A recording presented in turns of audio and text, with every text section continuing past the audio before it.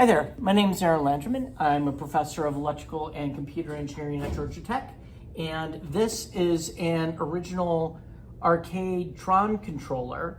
One of the students in my vertically integrated projects team has done is they've interfaced this with a Raspberry Pico 2040, I think it is.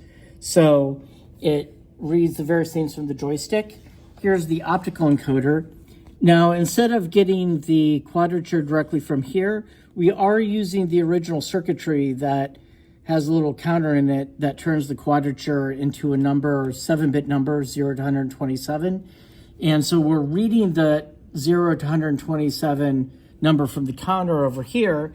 And then in software, and I think it's CircuitPython, in CircuitPython, they're taking that number and then looking at the difference in it to turn it back into a quadrature kind of signal, basically up or down. They also made this quick little case for it here so that it can stand up. And what I'm gonna do is I'm gonna switch over and let you play.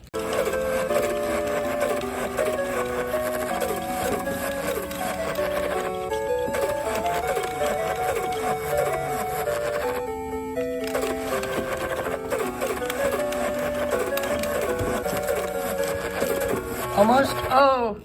Oh, you got it. I got it. Yay. No, we'll go to tank. Tanks. So I think I had it paused earlier accidentally. So I will mention that probably needs a little bit of mechanical work.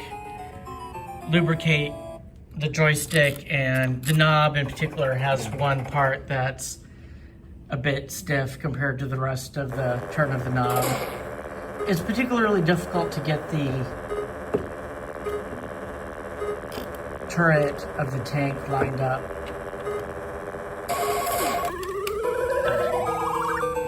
I'm so bad. Need practice. Okay.